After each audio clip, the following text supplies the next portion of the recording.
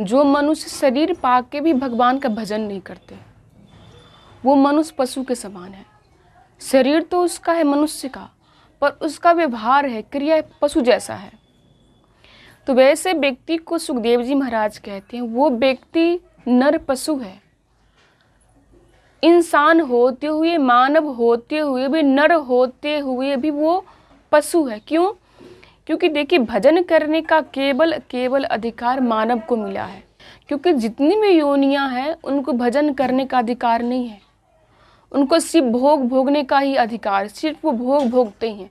वो शुभ कर्म, शुभ फल कुछ भी हो, नाम जप चिंतन कुछ भी नहीं कर सकते। तो ये केवल अधिकार मिला है मानवों को, हम मानवों को मिला है।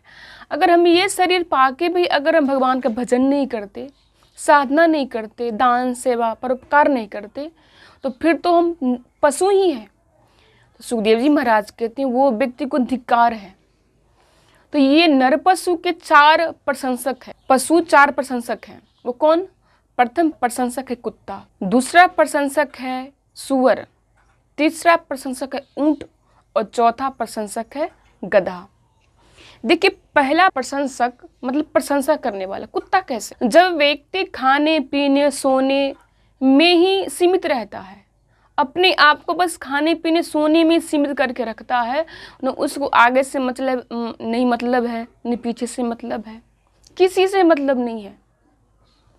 संसार में रहते हुए भी छोटी छोटी बातों में झगड़ जाते हैं। तो ये सब जब कुत्ता देखता है एक मानव में, तो उस समय यही विचार करता है कुत्ता कि देखो, ये बताओ, जैसे हम छोटे छोटे बातों पे झगड़ लेते हैं, देखिए कुत्ता का भी एक अपना क्षेत्र होता है। कुत्ता भी अपना एक क्षेत्र बना के रखता है। आप लोग देखे ही होंगे कि कुत्ता अगर कहीं कोई अनजान कुत्ता किसी और जगह पे आ गया, तो उस समय के वहाँ का जो कुत्ता है ना, उसको नोचने लगता है, भौंकने लगता है। वो भी अगर से बांध लिया है कि ये हमारा है। उसी प्रकार जब कुत्ता देखता है कि अरे मेरी में और इसमें तो कोई अंतर ही नहीं है, हम तो पशु हैं, हमें तो कुछ भी नहीं आता, लेकिन ये मानव मेरे जैसा व्यवहार करते हैं।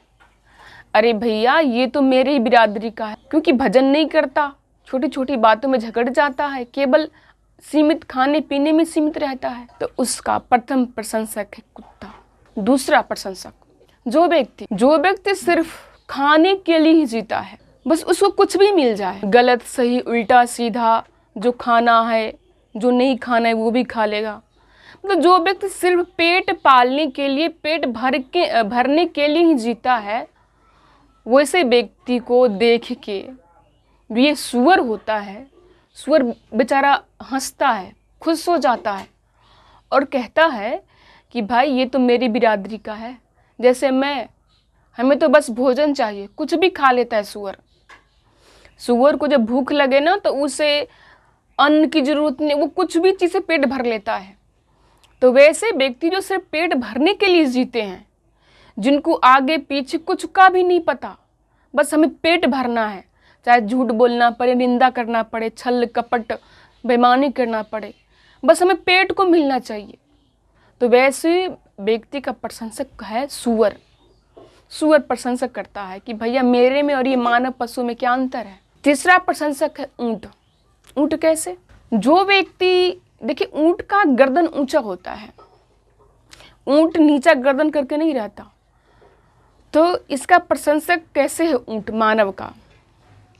जो व्यक्ति को थोड़ा सा भी धन मिल जाए, यश की प्राप्ति हो जाए, विद्या की प्राप्ति हो जाए, या बुद्धिमान व्यक्ति है, धनवान व्यक्ति है, तो उसको अभिमान हो जाता है, और वो अभिमान हो जाता है और अपना मुख को उठा के चलता है, गर्दन को उठा के चलता है, सीना तान के चलता है। क्यों? क्योंकि भैया उसको सब कुछ की प्राप्ति हो गई है। तो ऐसे व्यक्ति को जब ऊंट देखता है तो कहता है कि भैया बहुत, इसकी चाल तो बहुत गजब की चाल है, इसकी चाल तो सेम मेरी जैसी है, जैसे मैं नहीं झुकता वैसे देख लो ये भी नहीं झुकता। तो ऐसे व्यक्ति का प्रशंसक ऊंट है। इसलिए जो भी आपके पास गुण है तो उस पे अभिमान न कीजिए, ये सब भगवान का दिया हुआ है। तो ऐसे व्यक्ति का प्रशंसक ऊंट करता है। और चौथा है गधा। गधा कैसे व्यक्ति का प्रशंसक है? गधा का स्वभाव होता है जीवन में ढोने का काम गधा करता है। बेचारा जीवन भर ढोता ही रहता है, अपने मालिक के पास रहता है तो जीवन भर ढोते ही रहता है। अच्छा, आप लोग जानते होंगे, सुने होंगे कि आज तक गधा को कोई पुरस्कार दिया? कोई पुरस्कार नहीं दिया ना। क्यों? क्योंकि बेचारा का काम है, दिन भर बेचारा कितना बोझ ढोता है, पर आज तक उसके मालिक ने उसको शाबाशी नहीं दिया, धन्यवाद नहीं कहा।